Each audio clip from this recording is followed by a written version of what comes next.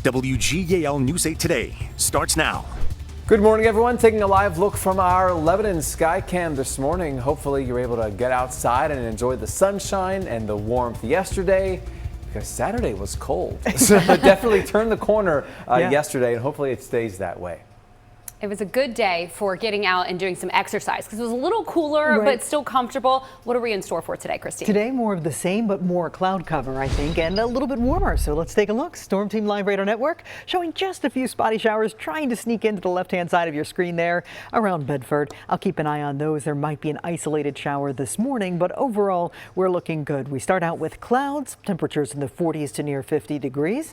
And look at the 12-hour forecast. We continue that climb all the way into the 60s this afternoon with a breeze from the south and a few peaks of sunshine here and there. But overall, more clouds than yesterday, maybe a stray shower from time to time. And the next couple of days are going to be rather toasty. We're aiming for the upper 70s tomorrow. We'll talk about increased rain chances midweek coming up. Let's go back to Matt and check on those roads. Good morning. Okay, good morning, Christine. Things relatively are still in good shape in the Susquehanna Valley. We still have these two accidents, though. They're not causing many delays, but I do want to tell you about them in case this is part of your daily route here. This is in Lebanon County, 934 southbound. There's a crash there at 22, so that could still be an issue for you there. Also in Lancaster County, 462, that's Columbia Avenue. There's a crash between College Avenue and Centerville Road, so watch that as well. This is a look in Dauphin County. This is 81 near the Front Street exit, where the Capitol Beltway as a whole is doing really well this morning. This has been a Lancaster Toyota traffic report. We are now 5 weeks into the war with Iran. Yesterday, Pakistan announced that it plans to host talks between the U.S. and Iran in the coming days. News 8's Rachel Hersheimer is joining us live from outside of the White House with how Iran is responding to the Trump administration sending more troops to that area. Matt and Caitlin, good morning to you both. Iran is certainly escalating its threats against the U.S., saying they will set on fire American troops and also target U.S. officials in the region. Now, American universities in the Middle East are starting to take extra precautions, some even moving classes to online learning, as there is concern that they could become a potential target. All of this comes as the U.S. builds its presence in the Middle East. Now, over the weekend, U.S. Central Command reported a Navy ship and about 2,500 Marines arrived in the region. Iran's parliament speaker issuing a stark warning, saying Iranian forces were, quote, waiting for the arrival of American troops on the ground to set them on fire and punish their regional partners forever. But President Donald Trump is not backing down. In an interview with the Financial Times, he floated the idea of American forces seizing Iran's Karg Island. That's Iran's main hub for oil exports in the Persian Gulf. And he also told reporters on Air Force One that talks continue with Iran both directly and indirectly.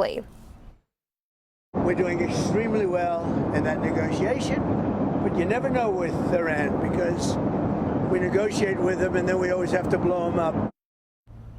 Now, the president also said that Iran agreed to allow 20 ships carrying oil to pass through the Strait of Hormuz. But despite this announcement, Brent crude oil prices topped $116 a barrel this morning. Now, Brent crude was just over $70 a barrel when the war started on February 28th. Back to you. And Rachel, reporters also asked the president about Cuba. What are his plans there?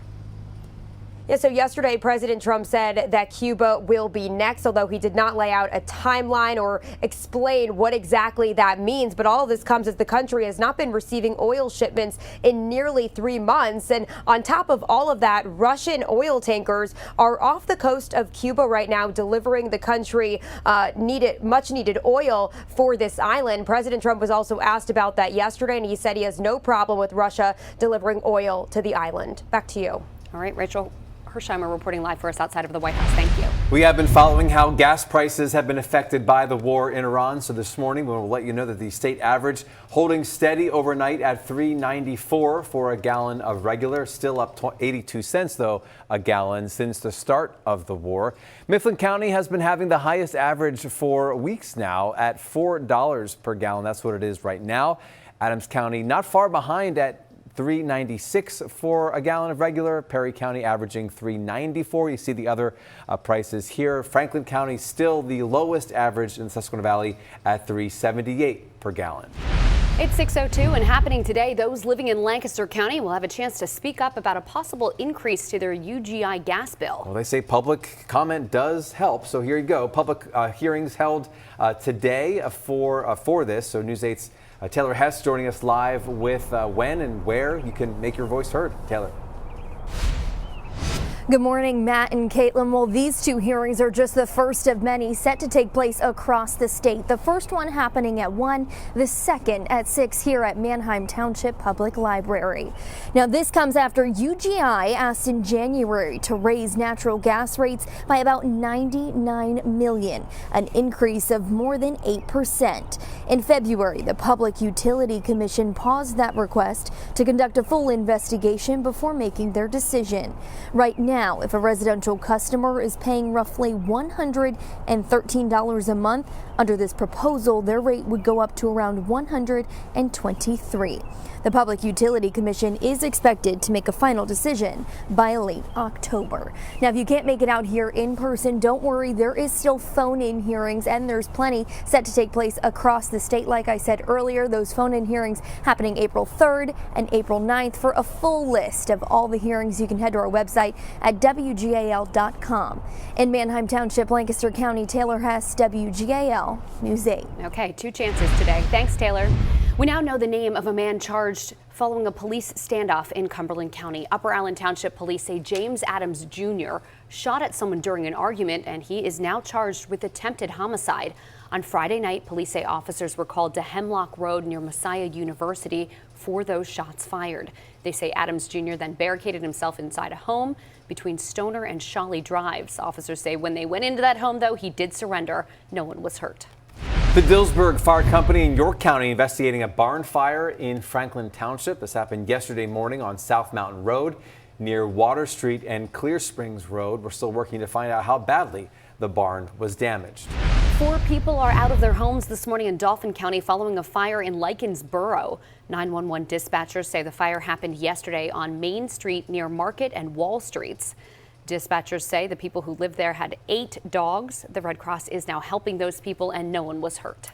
Susquehanna Regional Police in Lancaster County said they found more than 100 illegal inspection stickers during a traffic stop. Police said they stopped the driver on Saturday in Marietta. They say the stop was initially for a suspended license, but then they found those illegal stickers inside. New this morning, we are hearing from state police in York County about a reported identity theft. Troopers say a woman showed them documents from the IRS yesterday showing that someone in New Jersey used her Social Security number to file taxes. State police say the IRS blocked that transaction. A state lawmaker says he plans to introduce a bill that would make some secondhand smoke a crime. State Senator Gene Yaw, who's a Republican, says that his proposal would make smoking inside a vehicle with children 12 years or younger a ticketable offense. Yaw says that research from the CDC shows secondhand smoke causes asthma attacks, respiratory and ear infections, and can cause sudden infant death syndrome. The CDC says 2 in every 5 American children are exposed to secondhand smoke.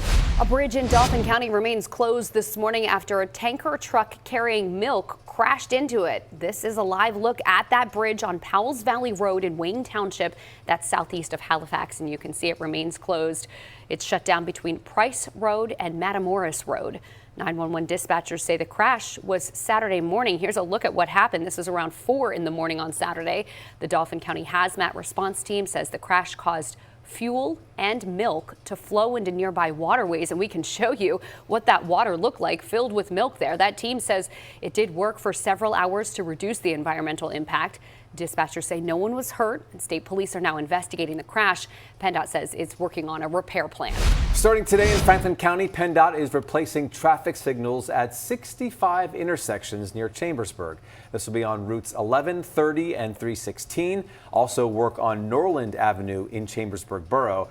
PennDOT says this work is going to be happening during the day. It won't have any lane closures that will affect the morning or evening commutes, and they expect to be finished replacing all these signals by the end of July. Right now in York County, PennDOT just finished up milling and patching work on Route 30 in Hellam Township. It says that the crews started working there around 7 last night and just wrapped up about 6 this morning. So less than 10 minutes ago. It says the work is set to happen each night from Sunday through Thursday every week until midsummer. Can you tell it's road work season? We have one more to tell you about. PennDOT will be out to close lanes on 222 in Lancaster County to paint new lines on the road there. So it says from Moeller Church Road to Colonel Howard Boulevard. That's where this will be taking place overnight from 8 tonight until 6 tomorrow morning. It's 6:07 and Pennsylvania's U.S. senators say the Department of Transportation is giving Pennsylvania $600 million to replace the Delaware River Bridge. That bridge carries I-95 from Bucks County to Burlington County in New Jersey. The senators say the 4-lane bridge isn't big enough for the 67,000 vehicles that cross it each day. They say the project will widen that bridge and improve safety.